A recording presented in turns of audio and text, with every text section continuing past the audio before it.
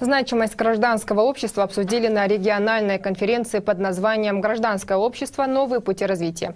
В ней приняли участие более 150 человек из различных стран. Организаторы уверены, что данная конференция стала площадкой для обмена знаниями, опытом и передовыми методами в развитии гражданского общества. Подробности в следующем материале.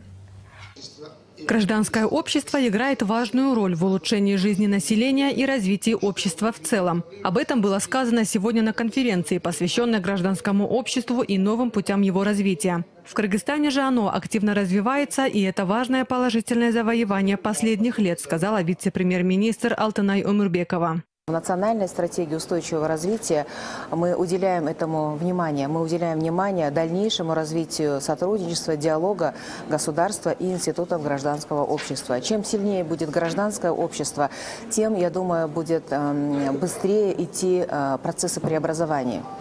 В мероприятии приняли участие представители из более 10 стран. Один из гостей конференции – Бабур Юксалиш, представляющий соседний Узбекистан. Он сегодня рассказал о тех положительных результатах, которых в их стране достигли за годы независимости. По его словам, политическая система не позволяла развиваться гражданскому обществу. Только с приходом нового руководства страны этот вопрос снова был включен в повестку дня. Наше общенациональное движение разрабатывает концепцию развития гражданского общества. Мы сделали очень хорошую, солидную рабочую группу, состоит не только из прогосударственных или только государственных представителей. Там есть и международные организации, и гражданские активисты, и НПО.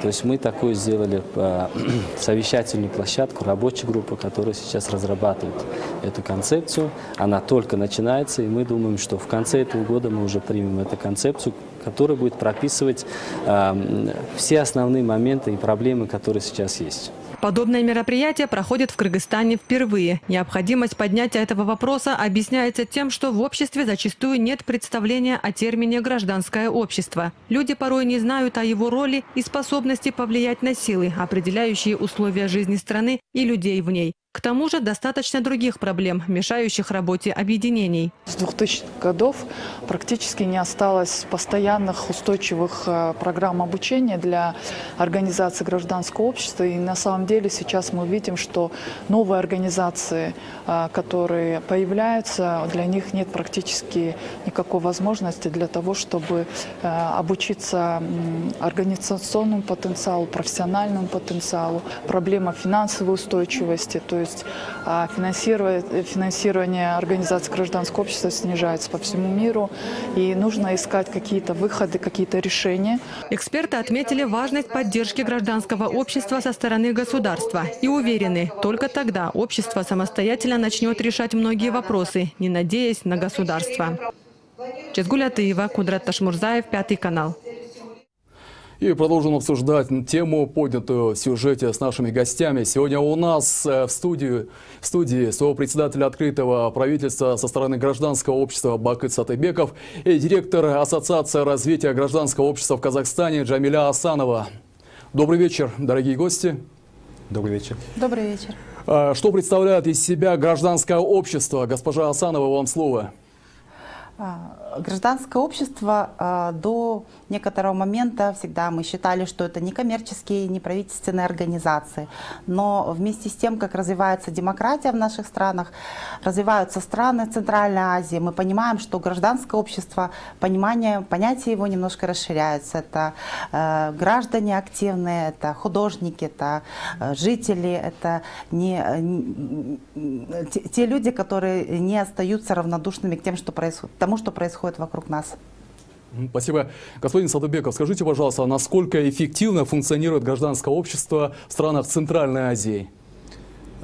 На самом деле гражданское общество везде на разных уровнях развития находится в странах Центральной Азии, но последние годы заметно, что везде достаточно активно оно.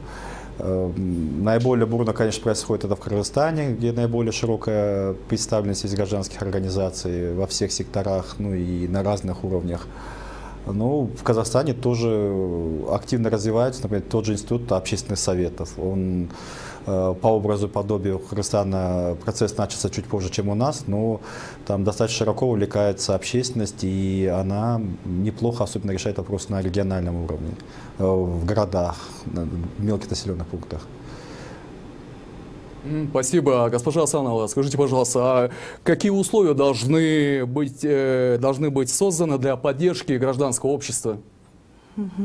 Ну, для того, чтобы было гражданское общество активным и развивалось, скорее всего, важно, чтобы была возможность выражать мнение, комментировать, обсуждать что-то. То есть, на самом деле, выносить на обсуждение и делать это достаточно на регулярной основе, чтобы это не было чем-то таким необычным, а чтобы это происходило как само собой разумеющееся в нашей ежедневной жизни. Ваше мнение, господин Сатыбеков? Ну, на самом деле нужно меньше ограничений, побольше стимулов и, на самом деле, как Джамиля сказала, больше возможность для свободы выражения мыслей, желаний и, как сказать, объединений. Спасибо, дорогие гости. А я напомню нашим телезрителям, что у нас в гостях были сопредседатель открытого правительства со стороны гражданского общества Бакыт Сатыбеков и директор Ассоциации развития гражданского общества в Казахстане Джамиля Асанова. Мы идем далее.